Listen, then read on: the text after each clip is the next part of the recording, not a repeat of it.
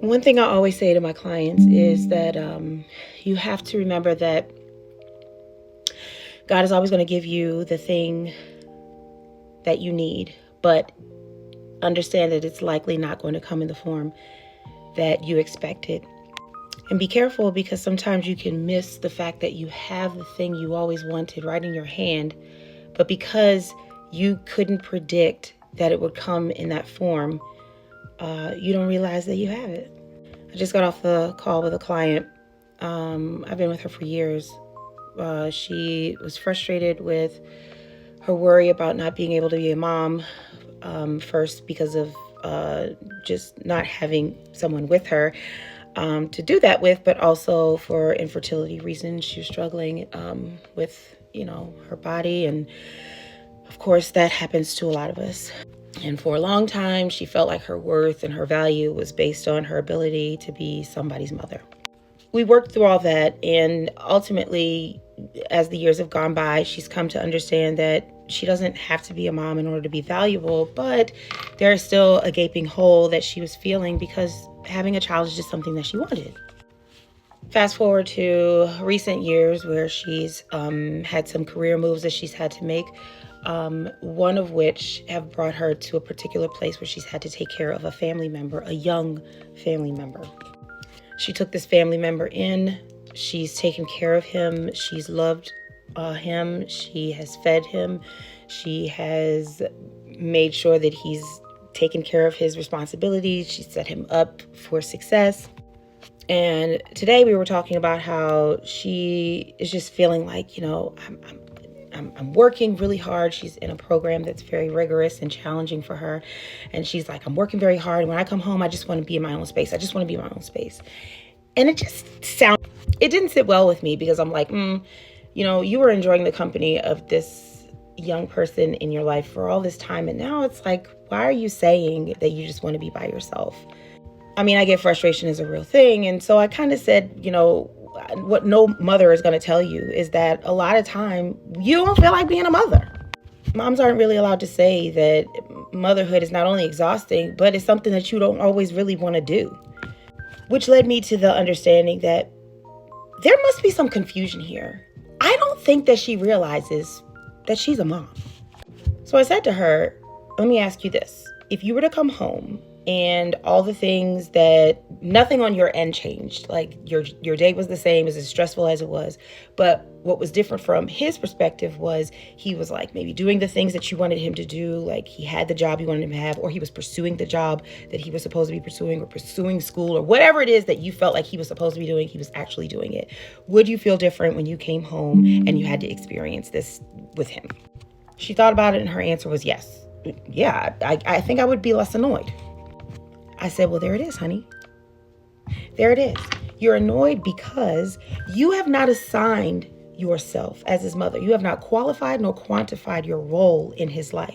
So essentially, you're like, I don't know, his slave.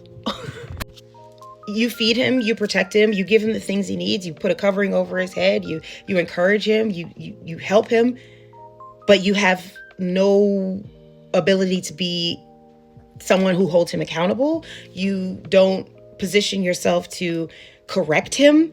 This is just like a one-sided thing. Who wouldn't that annoy?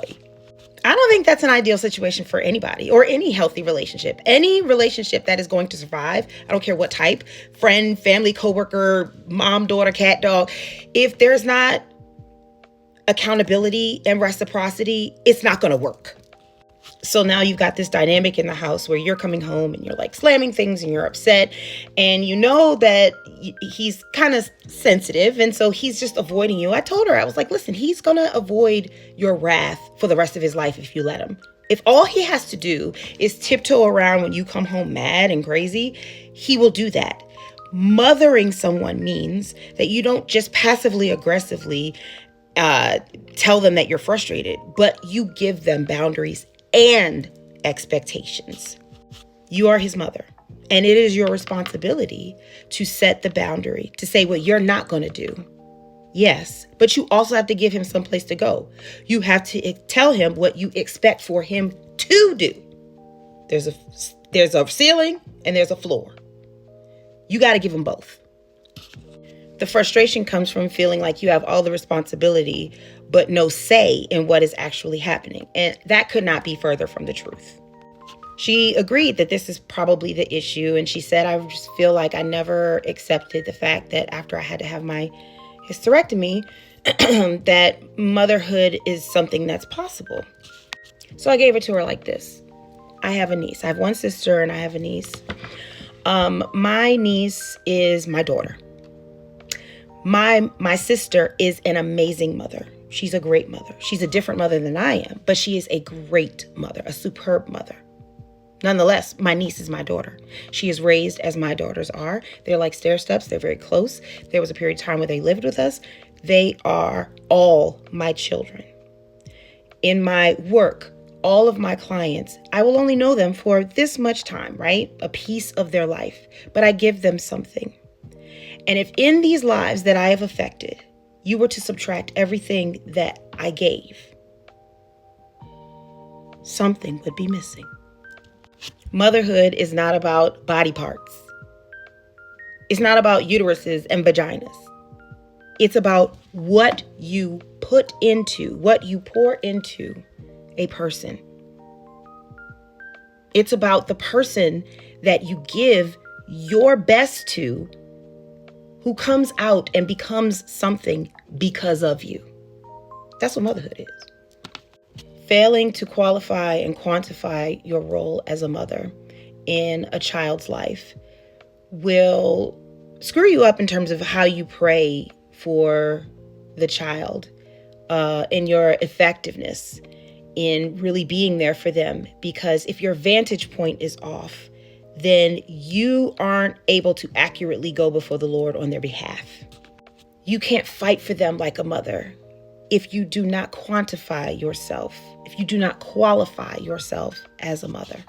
So I want to say to all the aunties out there, all the women who spend time taking care of children, all the men who take children under their wing and invest their time, their energy, their prayer life, their finances, their gifts, their talents, and they pour them into children. I want to say to all of you, you are a mother, you are a father, and you need to make sure that you are qualifying yourself as such, so that when you approach this child, when you approach this relationship, and when you approach the throne, you can do so with boldness.